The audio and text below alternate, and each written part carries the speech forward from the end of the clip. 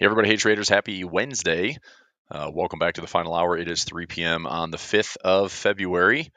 So we are looking at, let's move this chart out of the way.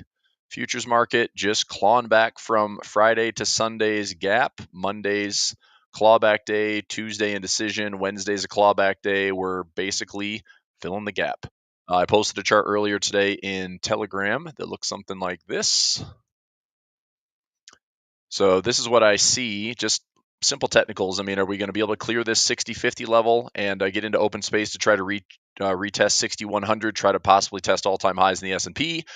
Or do we see structurally a breakdown right now based on this trend line? We have previous lows, previous lows, previous lows. Let me use a different color here. Previous lows, 1, 2, 3. I wouldn't necessarily turn bearish, but if we have something that pushes us down below 6020, certainly breaking below 6,000, there's room to revisit these lows. So bears looking to target the lows, and bulls looking to target the highs. And I would assume that a lot of market makers are doing a little bit of selling on both sides, because if price can't make up its mind, market makers make an easy win. Right, so directionally, we'll see how things go. That's what I'm looking at. So here we are.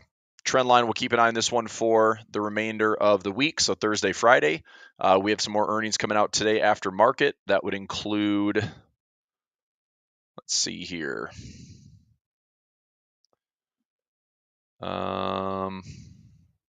Posted that earlier. We've got earnings next week. Win on EA Sports today, which was nice. Microsoft, that was posted. Where's Microsoft at today, actually? I've got a broken wing butterfly with a 407. Microsoft positions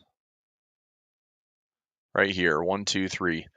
Collected 27 cents with a 250 profit trap if price comes back into 405 before Friday or end of day Friday. Earnings that are coming out for the remainder of the week. Let me find it here. Let me duplicate this. Duplicate. All right, earnings after market today. Ford, Qualcomm, ARM, Symbotic, AMSC, Viking Therapeutics, O'Reilly Auto Parts, Align, and Aflac. Those are some of the notables today. All right, Papa John, thank you for all the comments. Ahmed, nice to see you. Gold's at all-time highs. What do you want to do with it? Enjoy your profits. Keep running with it. Gold is maintaining a lot of safe haven bids. I still think gold is due for a bit of a pause or pullback. I'm not looking for a big gold correction or anything like that, but I am doing nothing other than enjoying the run. This is actually why I brought this chart up earlier today. So here's gold on a daily, weekly chart. Let's look at the daily, weekly, monthly. Okay, so daily chart showing momentum and relative strength. Last time we were up to these levels, relative strength at the highs, we did end up having a high, higher high, and then divergence, right? So similar to price makes new highs, and we disagree with momentum. So price makes new highs, we disagree with momentum. Price makes new highs, we have hidden bearish divergence and overbought conditions. Now on the daily chart right now, we are getting back up into overbought conditions with the relative strength. We don't have divergence on the momentum oscillator right now, but on the weekly chart, this is a bit of a concern. This indicator shows overbought conditions with divergence, and we have just printed another one since last week's close. So this does not mean a bear market. It just means a pause or dip or pullback, which is what I'm totally happy getting on gold. I still think gold makes higher lows. But when I see higher highs right here, so higher highs in price, you can see a lot of disagreement on the weekly momentum oscillator, and also with overbought conditions, there's a lot of bearish divergence on the relative strength. This is why I'm not chasing gold to the upside. This is exactly why I'm not chasing gold to the upside. Now, I still have gold exposure. I have credit spreads and debit spreads in GLD. I have shares of GLD. I traded gold futures earlier this year. I traded a lot of futures last year. And same thing on silver. Silver is a different measured move. If I go to XAG, this one hasn't hit highs recently. I think there's still room to get up to, If silver makes a decent run to the upside and gets into overbought conditions, then hopefully we're sitting up here around $35 or $36 on silver. If I go to the daily time frame, same thing here. We haven't seen any divergence yet. We're not at overbought conditions. I think silver actually looks better for more technical upside before we start to see some divergence here, or before we get into overbought conditions with potential bearish divergence on the relative strength.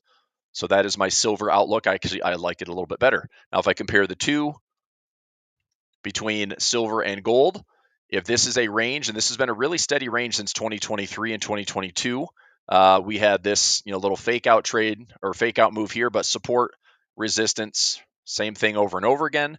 If we're hitting some resistance here, I could see silver hopefully outperforming gold and come back to the halfway point of this range. The nice thing is both of these assets look good.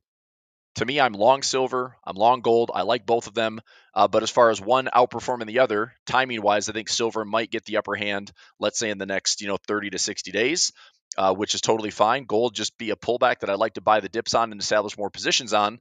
But silver hopefully getting more of a technical run and price appreciation. So thoughts there. That's my outlook on gold and silver. I like both of them. I wanted to take a moment. I actually listened to a podcast today, which I thought was pretty interesting. Basically just talking about where prices are at historically. I mentioned yesterday that the markets, the bond market, the equities market, probably serving it as a bit of the guardrails with the, equity market highway, if you will. So if we see some, let's say this, if this is where we're driving, so we're driving this way, and we've got the bond market as a guardrail here, and we have the equities market as a guardrail here. Neither one is necessarily stronger or better than the other. But if we start to veer off course, okay, you got to wonder which side is going to break. Does the bond market break? Does the equities market break? Do neither break? Do we just keep navigating this squirrely, traction control is on, but we don't really have to have any type of bumps back and forth, and the market just kind of plays out with this indecision, right? So that's one way. Also thought of an interesting spot here. The 5-period yearly moving average has not been tested for quite a while. The last time we hit this was back in 2022. Last time we hit it before that was 2020. And the last time we hit it before that was not until 2016 with a sideways move that lasted over 2 years. And before that, it was basically the great financial crisis. So point is, we don't go consecutive years without hitting this. And since we had the decline in 2022 when we had a nice strong bounce off of that, I mean, look, this is a long ways away from current price, okay? This is a 5-period moving average on a yearly time frame. All it takes is price to do this for a while and not really go higher or lower, and this will catch up as the year progresses. So what looks to be, oh my gosh, there's a huge downside, and it could be. I mean, this hypothetically, potentially, could be a monster downside move of around 23%. Now, would you rather have a 23% drop in the index or an 80 to 90% drop in the stock? I would rather have a 20% drop in the index, if you ask me. And the reason why is because it'd be a fantastic buying opportunity. So it just goes along with if and when we have some corrections. And I don't know, how that's going to play out this year. I don't know what the major catalyst is. Clearly, the market doesn't care about DeepSeek. Clearly, the market doesn't care that much about tariffs right now. I think there's a lot of uncertainty, but we're still sitting here within a percent or two from all-time highs in the S&P. I mean, that is really impressive. We are 1% away from all-time highs. Now, I question how much higher we can go, at least in the interim, but we're just lingering up here. So who knows? Market can just break and have momentum go higher. That's understandable. Market has room to kind of pull back and revisit, election lows and maybe have some uncertainty out there. If earnings right now isn't really impressing the market, perhaps that starts to show a little bit of fragility in the markets too. So for the earnings that we had earlier today, so before the market opened, Uber, I have a trade out to next week on Uber, and I'm looking for price to get down to either $60 or above. Let me see what the trade was on Uber. Uber, I did a trade. I need it to get down to I'm good. Anything below, let me check the prices here. So I did a 67. So 67 minus the debit. So anything below 62.45 is profit. I'd like to get it down to 61 or 60.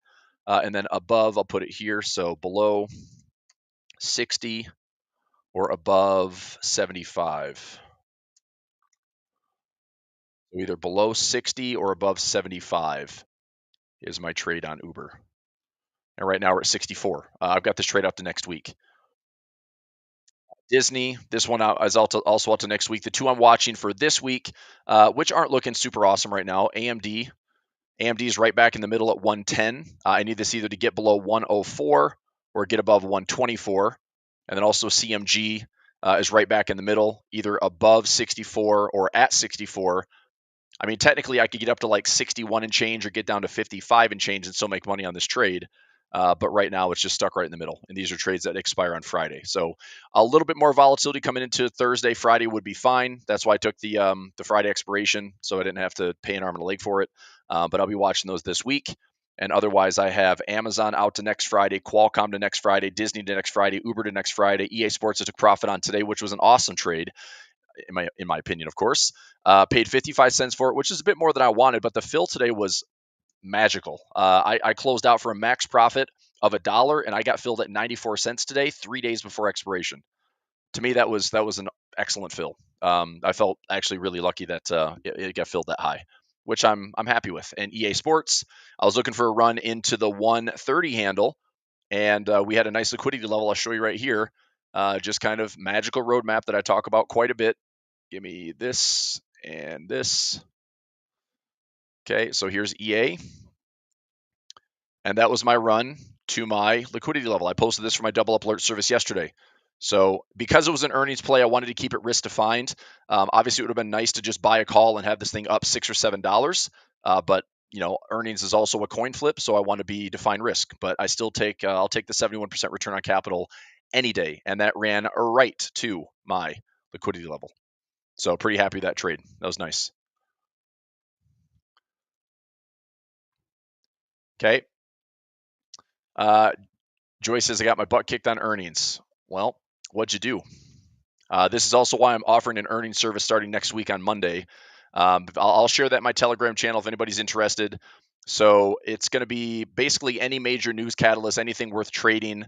But look, it's pretty amazing. I did like a 10-year back study on earnings. And I know that a lot of traders think like, oh, we can just collect all the premium and we can have this IV swell where price. So prior to earnings, you have basically this, right? So let's say 10 days before earnings and 10 days after earnings, and then here's your zero.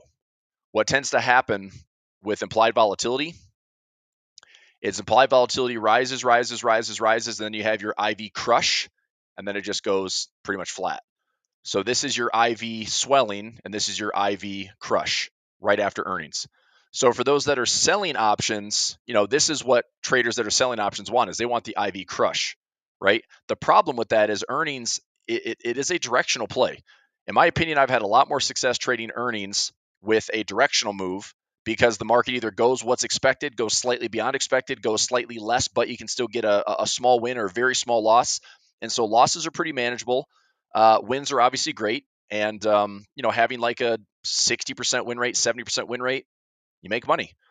And they're not difficult trades, and they're pretty cost effective. And I'm also not picking a direction. Obviously the earnings, if I'm long, I could be wrong. If I'm short only, I could be wrong. So I trade earnings both sides because I just look at it as this is a binary event that the market's going to react to one way or the other. And I really don't care what price does. I don't care if it's up or down. I mean, if Google went to all-time highs, I wouldn't be surprised. But Google dropped. Netflix went to all-time highs. I wasn't surprised. Okay. Could it have dropped? Yep. Should it have dropped technically? Yeah, I'm still waiting for a pullback on Netflix. Meta up to all-time highs. Amazon has earnings on Thursday. We'll see if it's all-time highs or a pullback. So point is, just based on a simple directional trade, it's pretty easy to make money in earnings. So, if traders don't know that, I'm happy to teach, how I trade it, how I've traded it for years. And it's a very systematic trade. I basically I trade earnings by the numbers. It's not a gut feeling. It's not a hunch. It's not because I like the stock.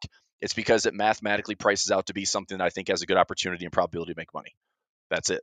And that's why I also, earnings season is pretty exciting because we have it in chunks, right? We have like quarterly earnings, and we have a little breather, then we have quarterly earnings, another breather. So we get to trade it periodically throughout the year. And a lot of the good performers continue to be good performers. A lot of the stocks that have a lot of hype and a lot of volatility, They continue to showcase that through the year, and it does make it where it's kind of your favorite stocks and symbols to trade. There's probably like 50 stocks or 100 stocks I like to trade through the year. Okay. Let's see here. Joy says, I'm in Ford too, but short after the market today. Okay. I mean, I still hold some shares of Ford, mainly a dividend. I mean, I've got a 6% dividend on Ford, which honestly, I mean, the stock offers like good stability. I'm just curious, like, could I do a buy right now? I'm just curious if I could generate some income on Ford. It may not be great, but I'm going to find out something here. I might look at just a really quick income trade, like a buy right. If I buy shares at 10.15 and sell a $10, let me see if this gives me anything. We have earnings today, or did we have earnings already? Actually, it's after the market. It's after market today. Oh, never mind. All right, I'm probably not going to take this trade then. Let's see here. 11-1, that trade is done. So we're at 10.16. Earnings wise, let me see what fair market value is on Ford. I know they have a lot of liabilities from their union or their, the auto workers, Ford. So it definitely has some risk to it. I mean, price to sales, price to earnings, not super expensive, probably cheaper than its peers, but that's not a good sign either. Right? So current price is $10, fair value at $7.62. I'm going to stay out of that. What I was considering is if I bought shares and then sold against it, if I bought shares right now and sold, let's say Friday, I mean, I could buy shares at 10.15, I could sell a $10 call, and that would bring my break even down to I buy the shares at 10.15.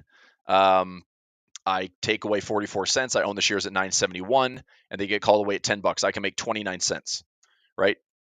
So I mean, I could make a quick $290 if I wanted to buy 1,000 shares. Otherwise, I just turn it for maybe 200 or 300 shares, but maybe make $100. But if it goes down, I don't know. I don't like that trade. Plus, the premium is not that awesome. There's a little bit of pop to it, but yeah, I mean that way at least if it stayed exactly the same, doesn't really have a downside move. Let me see what the break even is. I go to a 950.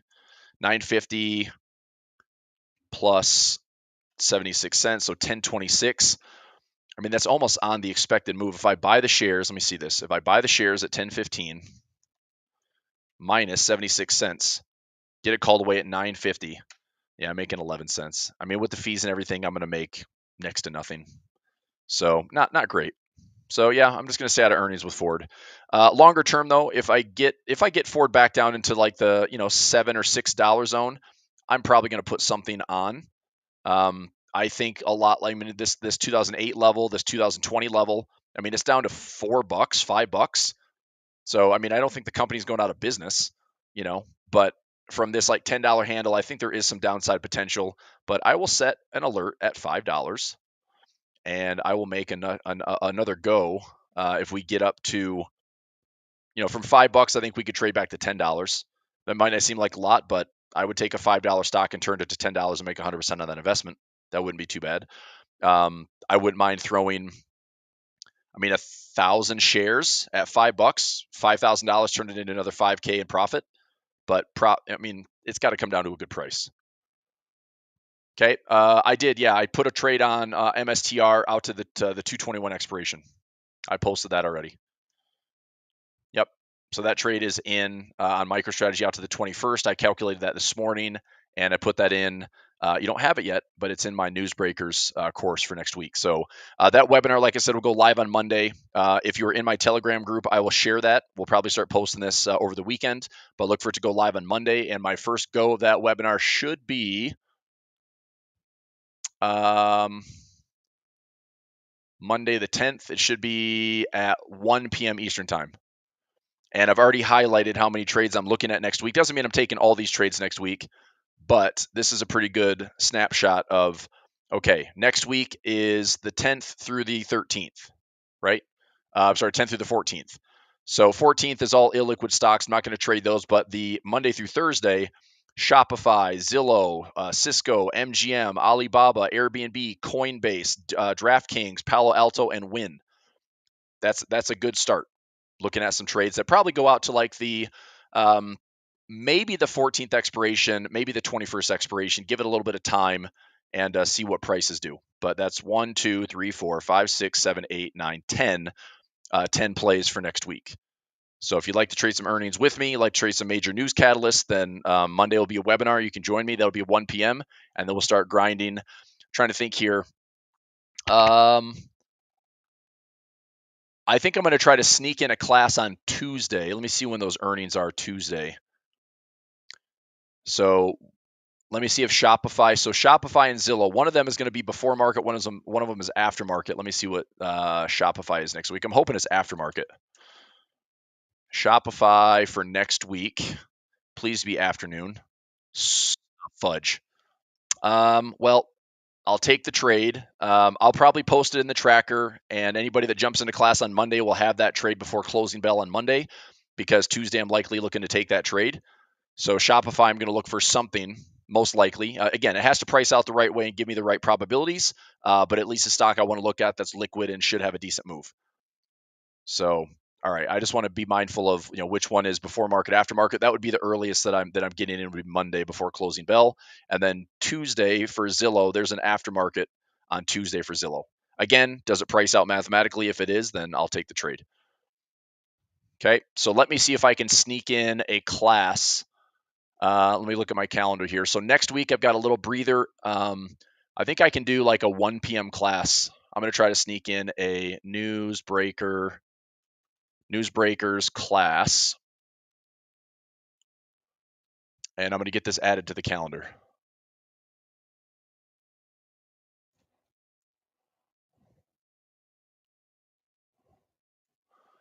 So I'm going to get this added next week.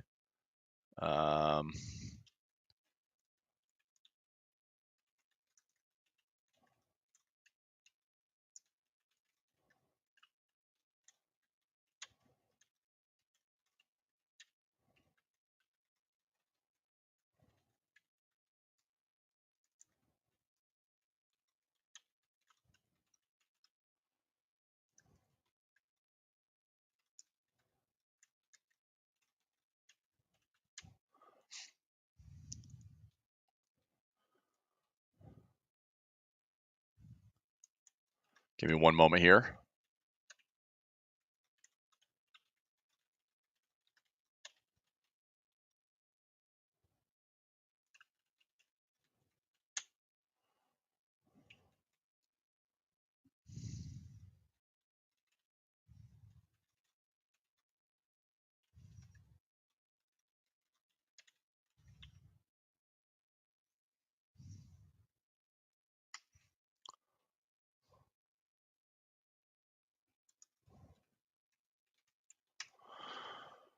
Okay, let me get the schedule in.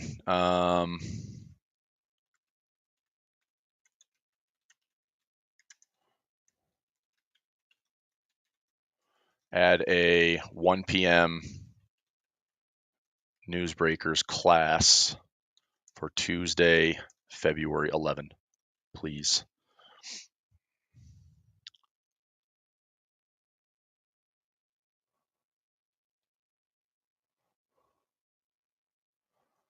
Okay, we'll get that confirmed.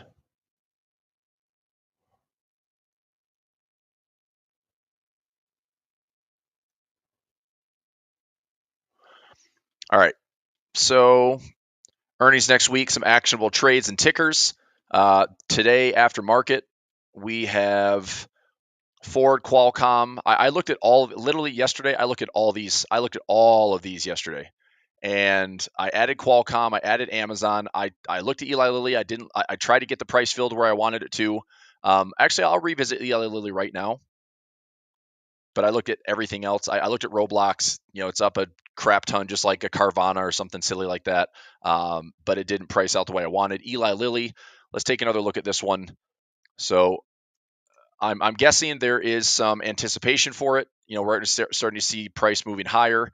For the week, we've already had a decent move, and so I'm obviously a little hesitant to jump into it, considering the stock's jumped up from 804 to 843. It's already made a move. I would have been better off trading this on a Monday. So I actually had $40 of appreciation, plus I've got the earnings pop on top of that. If it goes higher, that'd be a much easier trade to get through earnings. I probably won't take the trade, but Also, when I priced it out, like how many times the last 10 earnings did it go to the expected move? It was like 3 out of 10. So that's why I didn't take the trade. Is I like the stock. I think there's a lot of potential volatility here in a good or bad way, but only like 3 out of 10 times it actually hit the expected move, which I thought was kind of disappointing. So weekly ATR is around $55. Earnings percentage would be something to the tune of probably 8 to 9%, maybe less. I'm not sure. Let me try and find out here. Around 10%. Now, that's a big number. That's actually larger than all of the last 10 earnings. So that's a big disparity between like a 4% earnings print and a 9.5% earnings print or a 10.38 average. So I calculated this based on like a 5 or 6% move and even a 9% move, and I just didn't get it. So every time I calculated out, how often did it get to 8 or 9%, it didn't get there very often. So let me see here. How many times? So that gets there, does not get there, does not get there, does not get there, does get there, does not get there until day 8, does not get there, does not get there, does not get there. See what I said? My memory is not terrible. 3 out of 10 times. So that means if I'm trading it directionally, it doesn't get to the expected move very often, which is why I don't like the trade. But it is a stock that I think everyone's been watching. I mean, this stock came out of nowhere. I remember Eli Lilly back in the day when I was at Purdue in Indiana, and this was like one of the big, companies and big manufacturing plants and pharma companies in the state. And holy shnikes, like this stock has been just crazy the last, even the last 5 or 6 years, but let alone since Ozempic in 2022, 2023, just absolute monster. So anyway, but that is tomorrow. O'Reilly, surprisingly, this stock has been a crazy good performer as well. Up to fresh all-time highs, probably thanks to inflation, supply chain issues, and charging a crap ton to get your car fixed. Last time I put new tires on my car, it was like $4,000. So um, the days of $10 oil changes are probably long gone. And I know it's always funny to have the joke of like I went in for an oil change and I walked out with like $1,000 bill because all these things were wrong with my engine that I didn't know about. And now with everything being mostly electronic and computer in your car, I mean, good luck diagnosing it yourself. So I'm sure Tesla owners feel the pain too when things are recalled or there's some type of software update. But again, whatever. I'll stop complaining. All right, SPX for the day. We are sitting here right around 60.57. We had a nice trade this morning. Took 2 bear call spreads, got some profit early on. It's been a slow drift all day. Still looking promising if it was below that 60.75 handle, which is what we took the trade this morning on, and that worked out just fine. So hopefully, if anyone's sticking around that trade for later in the day, it's doing okay. All right, let me get back to the chat here. Let's see here. Are you going to add an earnings service? Yeah, it's going to be, it's called Newsbreakers. Yep. You're buying the wrong tires. I mean, it's that stupid all season winter. When you're out here in the mountains, you gotta have some special tires, I guess. Yeah, there you go. Sarah knows what's up. All right, so that's where we're at. We have news tomorrow. What's coming out tomorrow? We have non-farm on Friday. Tomorrow we've got Super Thursday for the Bank of England, expecting to cut rates by 25 basis points. I'm curious what that does to our currency market. So looking at the dollar index, which has been dropping the last couple of days since we had our gap higher on Sunday. Is this just a bunch of noise on the dollars or something with non-farm, good or bad? I'm not really sure. If the job numbers comes in pretty solid, there's probably not again, it's just going to reiterate the fact that the Fed's not going to cut. Inflation data is still going to be waiting, but I'm wondering if the dollar can get a little bit softer into this 106 or 105.50 handle. And then, of course, watching the US 10-year, which has dropped a ton today. I'm actually really happy to see this drop like 2%. And it would be nice to see that in the next maybe 30 to 60 days, we start to see that 30-year mortgages are following suit. So this has been down. Oops, don't delete that. What are you doing? This has been down about 30 to 40 say 39 to 40 basis points since this recent high in January. And I would certainly like to see a little bit more relief coming into that. But time will tell. Trueflation, little bit of a real-time reading, not trading view. Trueflation. Siri says you think we'll cut in March. Well, let's look at the Fed watch tool and find out, because I doubt it. If we cut, I don't know how we're going to cut without having inflation go higher. That is the corner that the Fed is backed into. So here's your watch tool. Here's your third-party inflation. Like, this is a good sign, okay? It doesn't mean the Fed should be cutting freaking rates, though.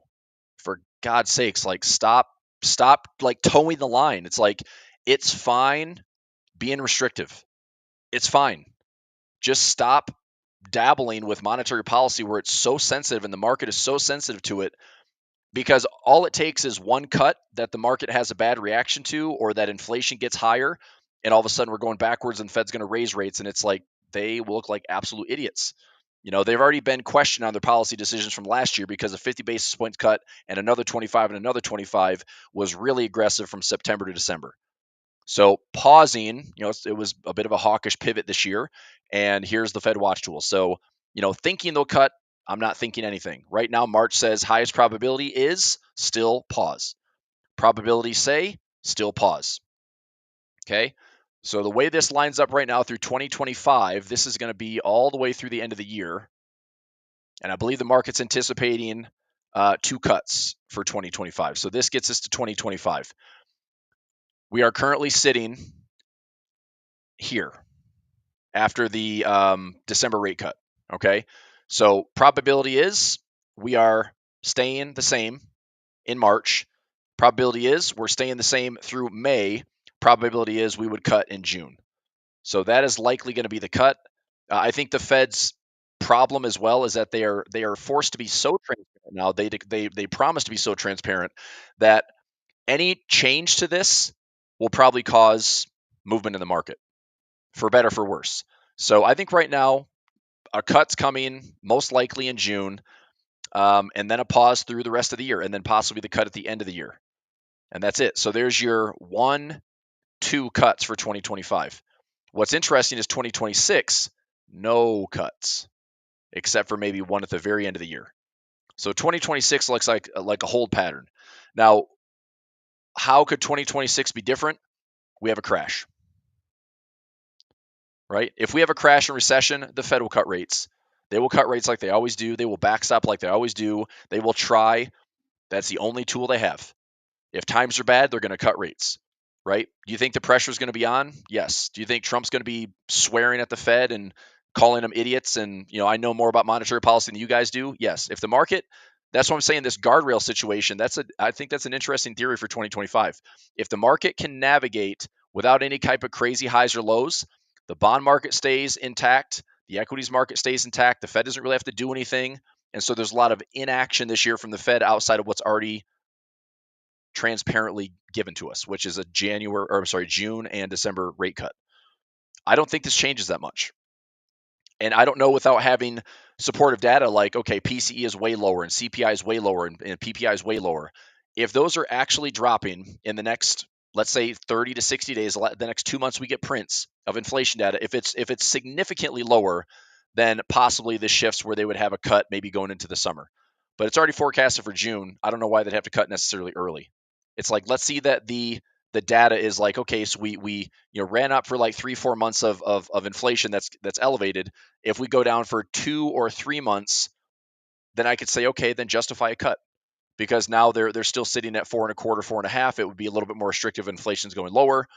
I could see that playing out. But for right now, I would just expect the Fed, it's going to be like a bit of a non-event this year for the Fed, as long as the stock market, okay, so the stock market stays intact and the bond market stays intact, right? So if prices just keep humming along one way or the other or nowhere, as long as nothing breaks, Fed doesn't have to do anything crazy. If the market can digest this tariff stuff, we have earnings, we have we have high valuations. We have most households and managers and financial advisors long equities and exposed like to historical records. I've talked about like this 98th and 99th percentile of how risky and how risk on everything is right now. It can keep going, but that bit of euphoria is like right there. Like you can almost taste the euphoria. You can almost taste the blow off top that can run and surprise everybody how long it runs. But the problem is once that run is over, that's where the correction, I think, it gets a lot nastier and a lot worse. So I'm just throwing out some levels here. I talked about this morning. Going into SPX, for example, this blue line is a yearly 5-period exponential moving average. I just want to put this on the radar because I've already talked about the 200 moving average as a potential bar count. We are 300 plus bars on the daily time frame, which is a lot. Okay. Now, we're also 300 plus bars on gold, which is a lot, but gold has still since made new highs. So it doesn't mean that this is a top. It just means that I'm cautious moving into higher highs because I think this market has a way to stretch back. Now, I will take one more line like so and put it there. And the reason why is I think the market is pretty well supported. This is a daily time frame. We have lows from April, lows from August, and then we have some lows in here as well. Okay, so perhaps this is our new channel. I mean, there's all sorts of ways this can change, right? I'm not sitting here saying like my technical analysis is spot on, but I will be objective and I'll try to adjust it as needed. But I would say the big key levels right now that I'd be watching would be, I'm just going to make this a little bit thicker. So this line right here, if I connect these lows and I connect these lows, I think this is where the market is pretty well supported. Struggling to make new highs, still pretty resilient, holding these moving average support levels. My favorite spot to be buying right now would be in here. If I get this opportunity this year, I am buying that dip aggressively in 2025. And so that would basically be that price comes down and tests the 200 moving average. That's going to be like a 7, 8, 9, 10% correction from all-time highs as it stands right now. If that correction does play out, I'm looking to get pretty aggressive on adding positions. That's about an 8% correction from all-time highs. If we pull back and find like this, outer trend line, that's about a 10 to 11% correction. Okay, fine. That's where the 40, 45% cash that I have on hand is going to get probably 30 to 50% deployed. I will put in some extra trades if that is the play. Okay, probably options, probably risk defined, but I think that's a good spot to catch some timing and possibly trade for, let's say this happens in the summertime, whatever. Maybe let's say it happens before May. I don't care, but this would be my positioning for the end of the year. If we're going to finish positive for the year, I'd love to have a 10% discount and then still have a 5 to 10% upside for the year. That would give us, 15 to 20% upside in an index, which if you time it right, gives you a lot better gains than just sitting here like, oh, I'm invested at the all-time highs and I squeaked out, 3 to 4% this year on the S&P. That sucks. Okay. All right. So let's see here. Yeah, and I'm telling you, man, all the doom and gloom stuff is, look, it gets clicks and it has newsletters and it probably sells books and gets a lot of YouTube videos, but it's all bullshit. Honestly, it's like if you listen to that crap for the last year or 2 or 3 or 4, when's the last time they were really right? 2022 was a decent bear market. Was the end of times? No, because look what happened out of the bottom in 2022. The markets went up 70 to 90%. So it's like all it is fear and fear mongering because it gets your attention. You just trade. I mean, think about a 90-year-old market that has done nothing but try to go higher. I know we're at all-time highs. I know we keep having all-time highs. I know that it should never stop, but it's going to eventually. Like, this is not going to be a straight up bull market forever. It's not a perma bull market. We're gonna have some hiccups along the way. So, but if you are on that fence of all you do is think about the bearish side of things and how bad things are going to get, it's like that's hopelessness. So I just think there's more opportunity out there to be a trader than there is like, what do I do? So anyway, I just don't subscribe to that camp. So anyway, but I want to point out some big levels. Okay, if you're into my services, you know what I'm doing right now. A lot of the trades I'm taking are wide margin for error, lots of flexibility, give myself like 9 to 12% downside and still make money. Day-to-day trading is totally fine. That's great. It's just some income and we try to stay agile through the week.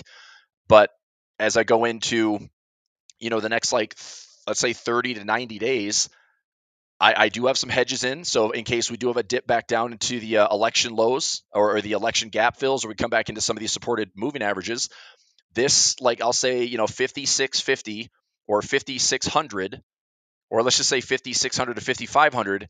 If we have a preview of that, that's going to be where I'd establish some pretty firm longs for the year, you know? So, and what I'll probably end up doing is looking at those and taking them from the time that they happen and go out, let's say, month to month to month to month to month and stack them up. Because if I'm right, then I could have monthly income for the next 3, 4, 5 months at the level that I want. And if we get back to those highs, these all become, partial profits, majority profits. I can close out for 80, 85, 90% of my gains and not have to hold it all the way to expiration. But that's a pretty easy trade. And I can do debit spreads and credit spreads, and I can vary it on different instruments. I can like this on S&P and NASDAQ and Dow. I think that it's just an overall broad market play. Okay.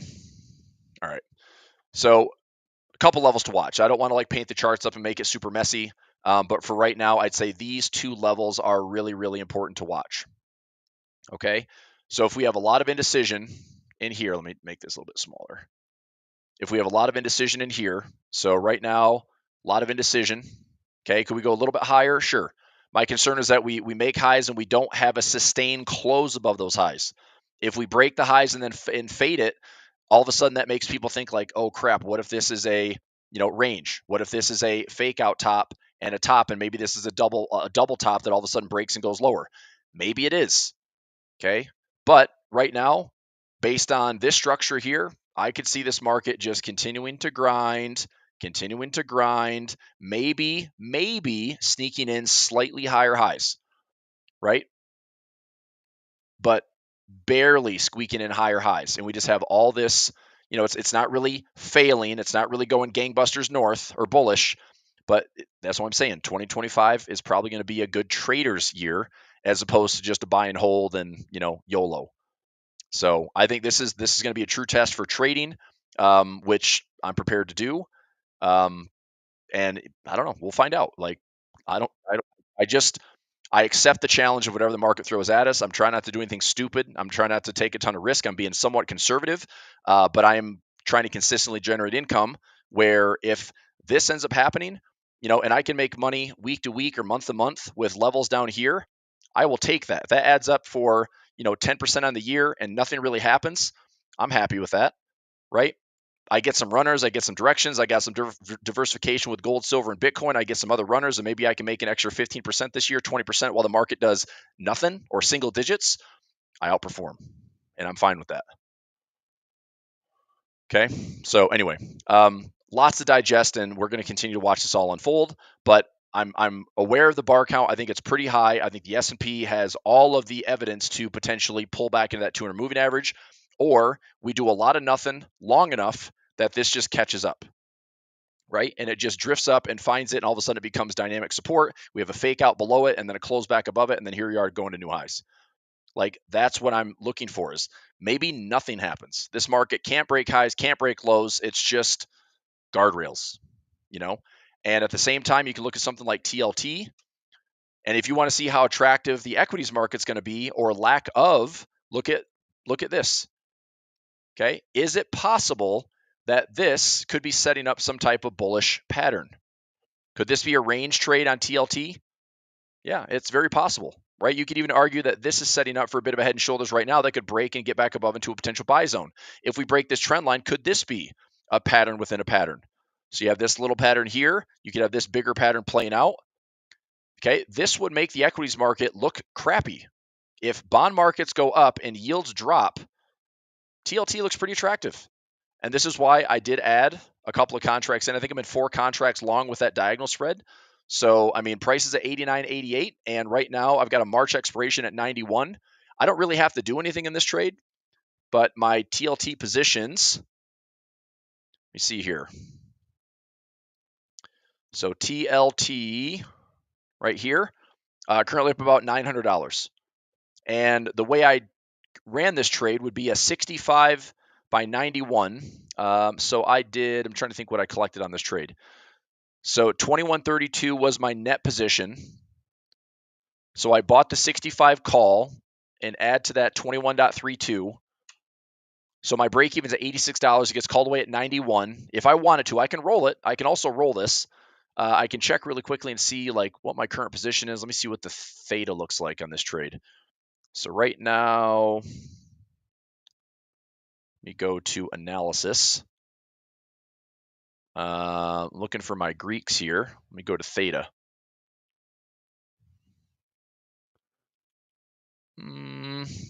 So we're in some profit. I'm capped out around $1,800.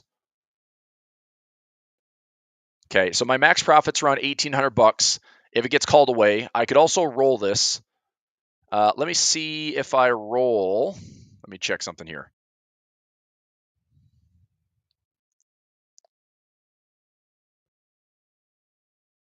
Let me look at this trade. If I roll, not the whole thing, get out of here. So just the call side, if I do a quick roll. So right now, I could roll out to April, keep the same strike, get another 29 cents out of that.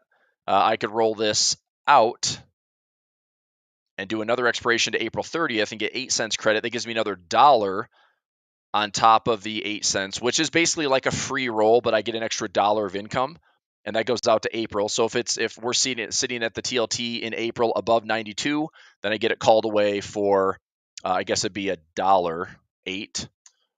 So 576 on 4 contracts, I'd make $2,300 instead of $1,800 roughly. So it's not awful. It's not a huge gain, but it's a trade that I'm fairly happy with. But 92 is still, up here. 92 is up here. 91's pretty close.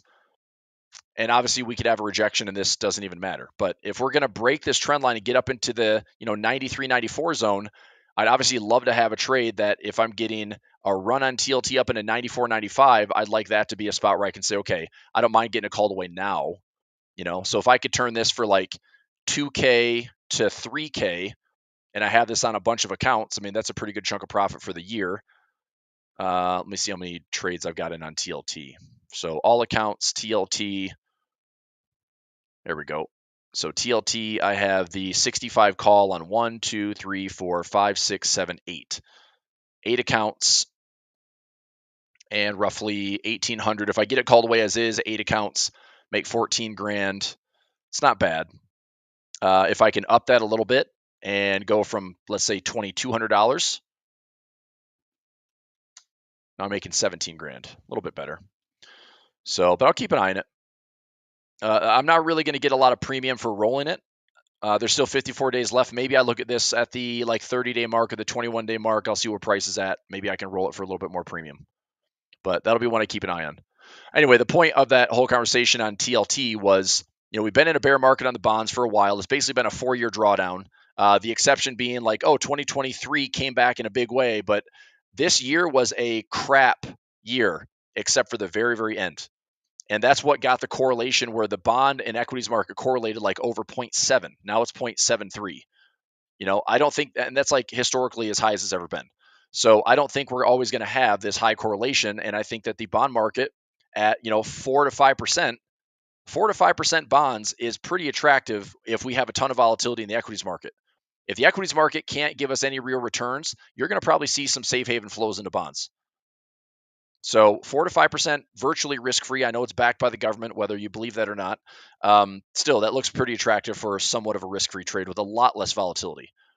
And we've also had a 3.5 to 4 year bear market. I really say that the fact that we squeaked out a win for 2023 is lucky, because for the most part, this has been a crappy market for bonds. So anyway, we'll see what happens. But if the bonds start to go up, if TLT starts to go higher, I would expect that the yields start to drop. That should be better for long-term financing. Yep. Okay. So I'm going to keep a close eye on that. And if we start to get above, I'm going to set a chart alarm right now. Hopefully I still have some to spare. 91. Gosh darn it. I knew I was going to get close. Let me see if I can spare an alarm. NVIDIA at 97, NVIDIA at 140, Microsoft, Netflix is setting up there. All right, let me take this one. Let me delete that and go back to TLT. Taking one of those alerts back. We'll go to 91.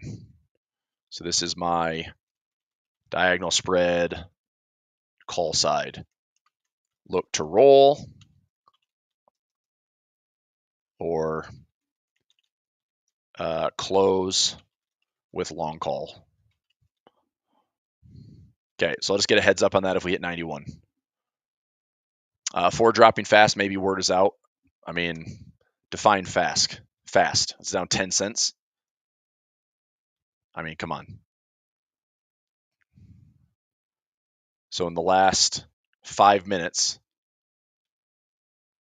yeah, I mean, there could be an earnings leak. Who knows? This is also the nonsense you got to worry about with earnings. But movement's movement, right? That's the whole point of earnings. If we have movement, we have movement. But for the last 20 to 30 minutes, yeah, it's down, 10, 15 cents. Okay.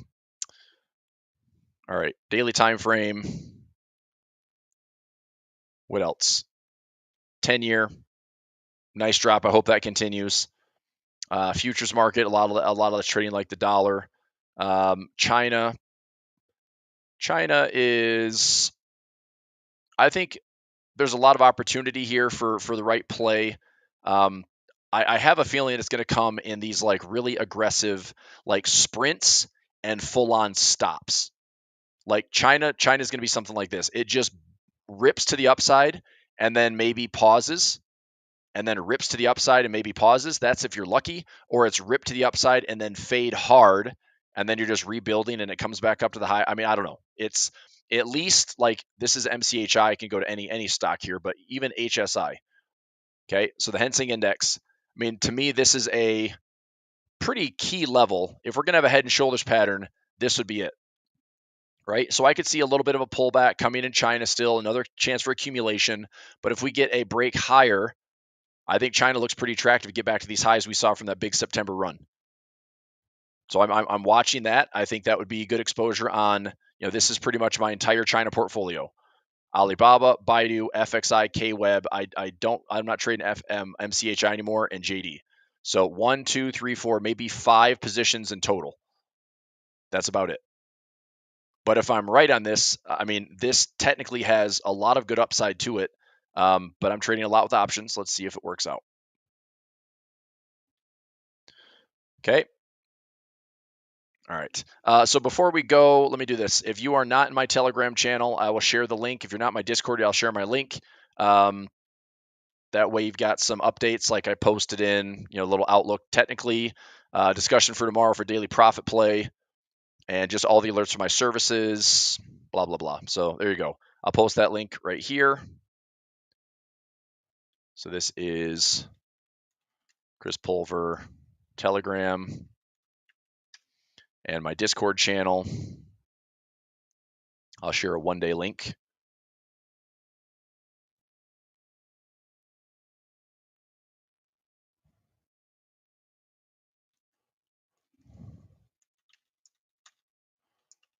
Discord, there we go. So all are welcome to join. One trade I was looking at this morning and this afternoon is this guy, which was an iron fly that's still in profit. This was traded for like $15 originally. Now it's trading for 13. We're 4 minutes before the close. We've had a directional push. It's taken on some heat above the 60-60 mark. But if we have a little bit of a drop, then there's hundreds of dollars more to grab. But for the last few minutes here, I just think this is pretty interesting. Like profit trap would have been around $800. And we'll see what price does. But we just had just a really slow melt up all day. Once again, just a slow freaking melt up all day. So we gap and find some support and just melt up the entire day. Go back to a slightly bigger time frame, and here we are. Like, look at just gap city, man. All these gaps.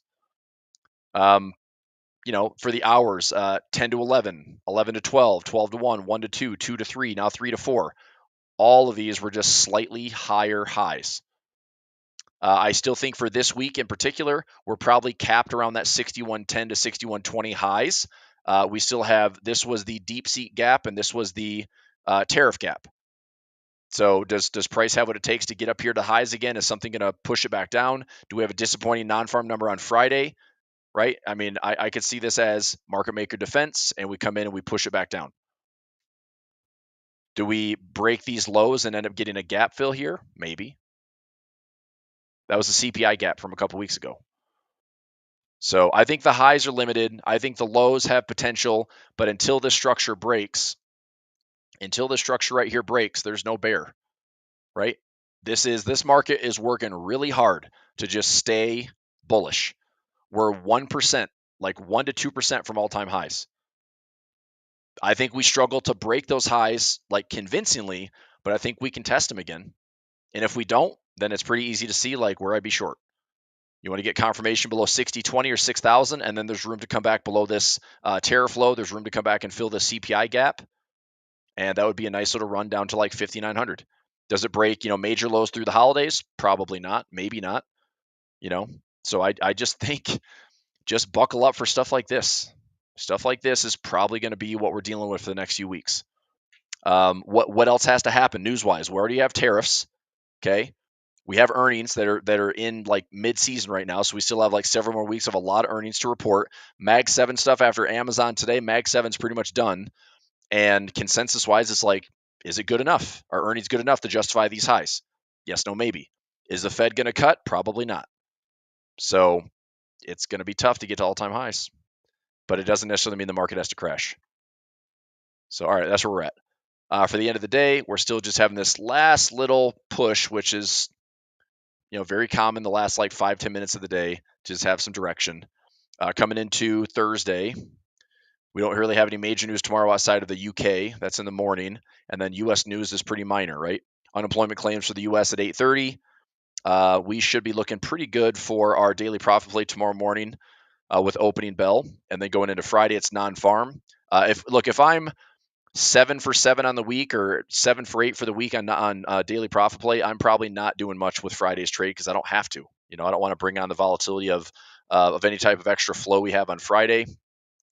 So I might just sit Friday out.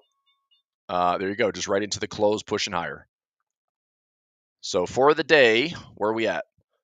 Tail of the tape is S&P is up 0.49% or 41%. Sorry, RSP is up a little bit higher, 0.49 in RSP. That's equal weighted.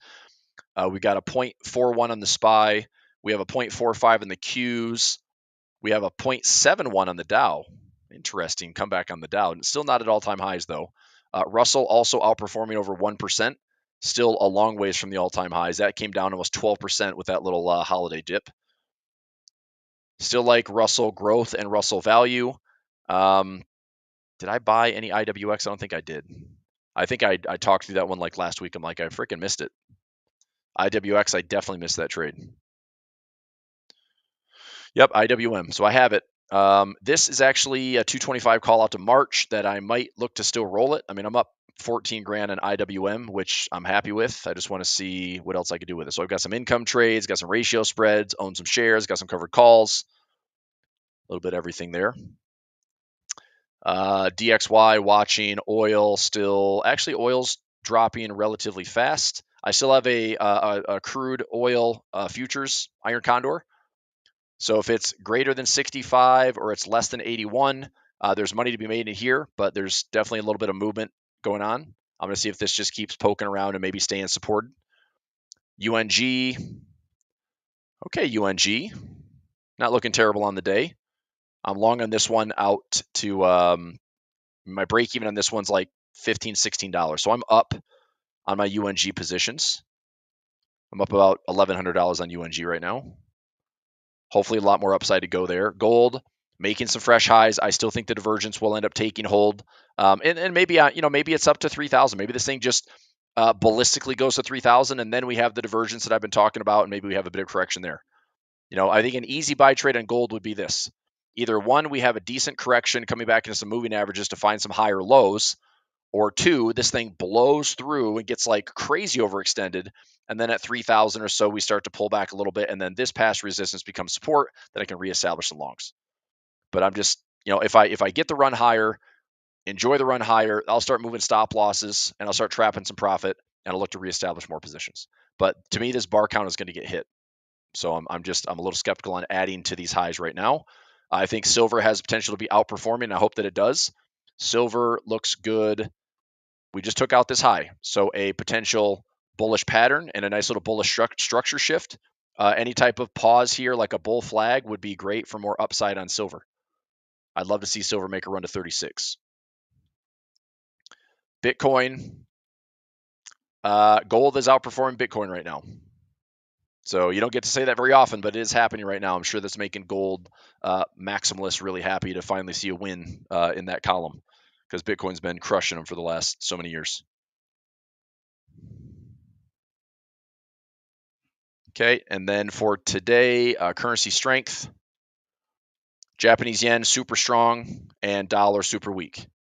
Yesterday, a lot of chop, dollar got weaker. Today, that dollar weakness continued. Japanese yen got stronger. Real quick on my 6J positions. Nice. Let's fricking go, Japanese yen. Up $1,600 on Japanese yen futures. Let's go. Good. Anything on FXY? I'm probably still down in this one. No, I'm up $900. Okay, looking better.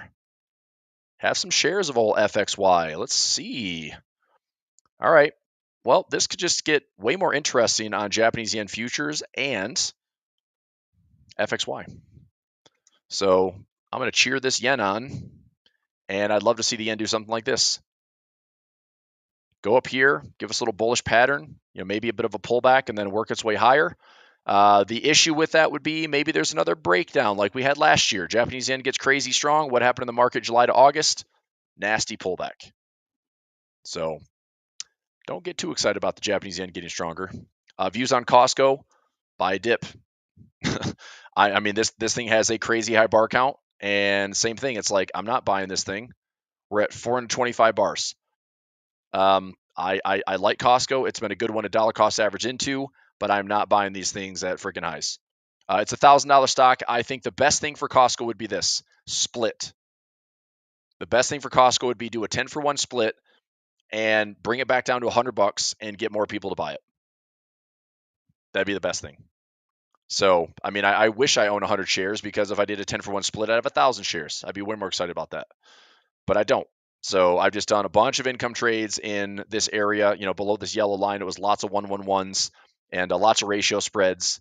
But it's a $1,000 stock. So I'm not doing crap to own 100 shares. That's way too much capital to put into this thing. If I own 100 shares at $1,000, that's a lot of money. No, thank you. So even with earnings trades, or even with option trades, I'm like, what do you do? So I'm just going to wait.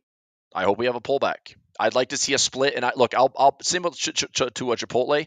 Chipotle was like a $2,500 stock, and it split, right? And now the price is $50. So I think it was like a 30-to-1 or something ridiculous like that. CMG, when did this split? A 50-to-1 split. Okay, so if Costco, and I hope they do this, because that's about the only way I see myself participating more in it, would be a 10-for-1 split, bring the price back to $100, and I'll gladly buy some Costco and trade it similar to what I do Nvidia. I think it's a great stock. I think it's one of the best retailers in the world, and members are super loyal and happy. And I've never heard anybody really hate on Costco. If you know type thing. But it's flying because it just it's a high quality stock that has a ton of support, and it's one of the most popular and profitable retailers. And it's not really the margins. I mean, it's not like they're gouging people at the warehouses. It's like they just have membership prices that are going up. They've got a super loyal membership level. Their logistics are awesome. They pretty much offer whatever you want. I mean, if you want to take a vacation and you're a Costco member, you've got crazy good bundles and packages. If you do anything at the tire shop, or electronics or groceries, or the amount of times I have gone off my list to buy crap at Costco, I can't even count. So people just spend money at Costco. Anyway, whatever. Stock, it's a good stock. It's a quality stock. But that being said, what's the fair market value of Costco? That's what I want to know. Okay, it's showing a pretty high price to earnings. This is what makes me not want to buy it right now. I'm paying more than I want to. So a split, I would still want to give myself like a 10 to 20% buffer. Like let's say hypothetically that they split, they went 10-for-1, and all of a sudden the price of Costco goes down to $1,000 or $100. I would still only want to buy like $80 puts or $75 puts, and I would want to own shares there. Like I want a discount. That's it. Like, I'm not just going to jump in and say, I'm going to buy it. Like, that would be the same as buying it at $1,000, which I don't want to. So if it does split, I hope we have a split and a pullback, because I'd be much more interested in ratio spreads and ownerships and sell puts and just owning some shares at a much cheaper level. And that's more of the longer term view. Okay. All right. That being said, I'm going to let you go for today. Thanks for being here for the final hour. Kindly hit that thumbs up button for me. Support the channel, whether that's youtube.com/Chris Pulver and or youtube.com/Financial Wars. And we'll be back at it tomorrow. All right. Thanks, everybody. Have a good day. Bye.